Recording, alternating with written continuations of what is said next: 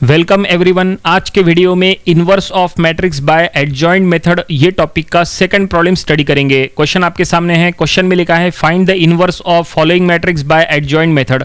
यहाँ पे ए मैट्रिक्स दिया है, इसमें 3 रोज 3 कॉलम्स है, इसका मतलब इसका ऑर्डर है 3/3।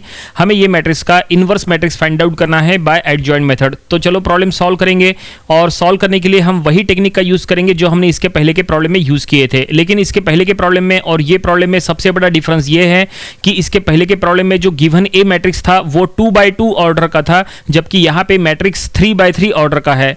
तो चलो देखते हैं ये कैसे इसका इनवर्स फाइंड आउट होता है। सबसे पहले हमने गिवन मैट्रिक्स ए यहां पे लिख लिया है और उसका ऑर्डर भी हमने साइड में लिखा है 3/3। कोई भी मैट्रिक्स का इनवर्स फाइंड आउट करने के लिए सबसे पहले चेक करना होता है कि वो मैट्रिक्स नॉन सिंगुलर मैट्रिक्स है कि नहीं। कैसे चेक करना, देखो हम यहां पे चेक कर रहे हैं, उसके लिए हम ए मैट्रिक्स का डिटरमिनेंट यहां पे फाइंड आउट कर रहे हैं। देखिए हमने ए मैट्रिक्स के एलिमेंट्स को डिटरमिनेंट में लिख दिया है और अब ये डिटरमिनेंट को हम सॉल्व करेंगे, देखेंगे इसका आंसर क्या आता है। अगर इसका आंसर नॉन जीरो आया तो हम समझ जाएंगे कि ये जो मैट्रिक्स है ये नॉन सिंगुलर मैट्रिक्स है, तो ही इसका इनवर्स पॉसिबल है। ठीक है, तो ये आपको हमेशा चेक करना है, चाहे वो 2/2 ऑर्डर का मैट्रिक्स हो, चाहे वो 3/3 ऑर्डर का मैट्रिक्स हो। तो ये देखिए ए का डिटरमिनेंट का आंसर क्या आया, 1 आया। इट मींस वो नॉट इक्वल टू 0 है। तो हम यहां पे स्टेटमेंट में लिख लेंगे since mod of a is not equal to 0, it means the given matrix is a non-singular matrix and a inverse is possible। तो हमने यहां लिखा है a inverse possible है।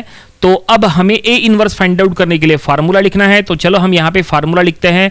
a इनवर्स का formula that is equal to adjoint of A by mod of A. ठीक है, ये फार्मूला हमने मेंशन किया है। ये फार्मूला, इसको हम फिलहाल इक्वेशन नंबर 1 कहेंगे, क्योंकि फिलहाल हमारे पास एडजॉइंट ऑफ ए नहीं है। मॉड ऑफ ए का आंसर तो है हमारे पास, जो कि 1 है, जो हमने फाइंड आउट किए हैं, लेकिन एडजॉइंट ऑफ ए नहीं है। तो चलो फाइंड आउट करते हैं एडजॉइंट ऑफ ए। तो इसके लिए आपको क्या करना होता है, कोफैक्टर मैट्रिक्स ए का ट्रांसपोज करना होता है। तो हमने यहां लिखा है adjoint of A equal to cofactor matrix A, और ऊपर में लिखा है टी, इट मींस ट्रांसपोज।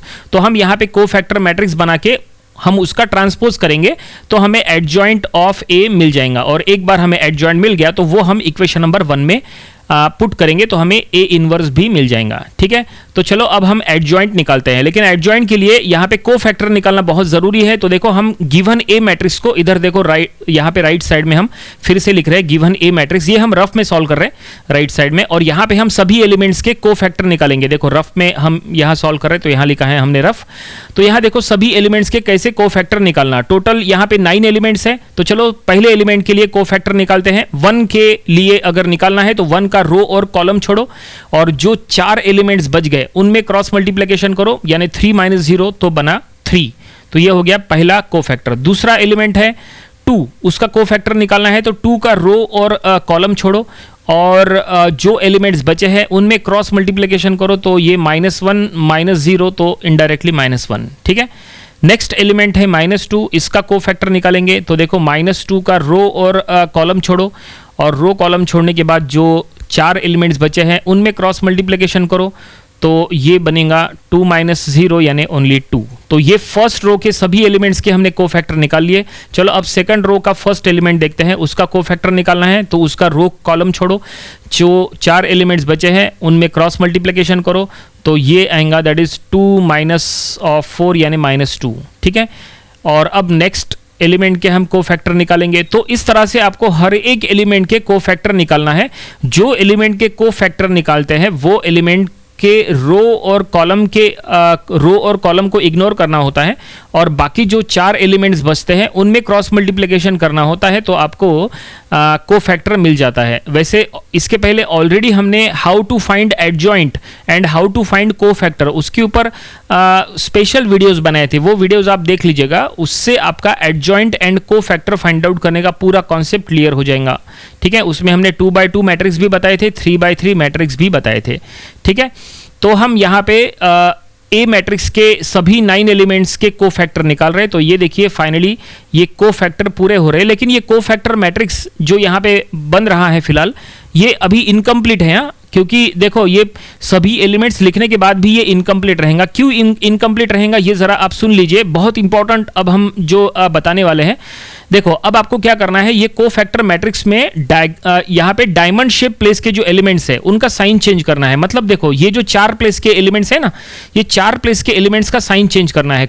यहाँ पे कौन से है वो एलिमेंट्स, देखो ये -1 -2 -2 -2, ये जो हमने 4 एलिमेंट्स को राउंड किए हैं ना, ये है डायमंड शेप प्लेस के एलिमेंट्स। इनका साइन चेंज करो, मतलब देखो ये सभी के सभी माइनस में है, इनका साइन यहां से हटा दो, मतलब ये सभी को प्लस करो। तो डायमंड शेप प्लेस के एलिमेंट्स का साइन चेंज करना होता है, प्लस है तो माइनस करना होता है, माइनस है तो प्लस करना होता है। तो फाइनली कोफैक्टर मैट्रिक्स ये बन चुका है। अब ये कोफैक्टर मैट्रिक्स का हम ट्रांसपोज करेंगे। ट्रांसपोज मतलब रो के एलिमेंट्स कॉलम में लिखना है, कॉलम के एलिमेंट्स रो में लिखना है। तो ये देखिए हमने ट्रांसपोज कर लिए, ठीक है। और अब इसको इक्वेशन नंबर 1 में पुट करो। तो चलो अब इक्वेशन नंबर 1 में हम लिखेंगे। Equation number 1 implies, equation number 1 का लेफ्ट हैंड साइड है A inverse is equal to, सबसे पहले न्यूमरेटर में है एडजॉइंट ऑफ ए, तो जो हमने एडजॉइंट फाइंड आउट किए हैं वो हम एज इट इज लिख लेंगे। और डिनोमिनेटर में है mod of A, mod of A का आंसर हमने निकाले थे 1, ठीक है। अब ये 1 लिखना कंपलसरी नहीं है, हम उसको इग्नोर करेंगे और बाकी पूरा जो मैट्रिक्स है वो फिर से एज इट इज यहाँ पे लिख लेंगे। तो यही हमारा ए इनवर्स हो जाएगा, यानी हमें क्वेश्चन में जो कहा था find the inverse of the following matrix, तो हमने इनवर्स फाइंड आउट कर लिया है, प्रॉब्लम कंप्लीट हो गया, आंसर मिल गया, ठीक है। तो उम्मीद करते हैं कि ये पूरा सॉल्यूशन आपको समझ में आया होगा। ये प्रॉब्लम आपको अपनी प्रैक्टिस बुक में जरूर सॉल्व करके देख लेना चाहिए। इसके आने वाले दिनों में हम इसके और भी नंबर ऑफ प्रॉब्लम्स कवर करेंगे ताकि इसकी और अच्छे से प्रैक्टिस हो जाए, ठीक है। तो ये था how to find inverse of a matrix by adjoint method का प्रॉब्लम नंबर 2। आज के वीडियो में इतना ही। Thanks for watching.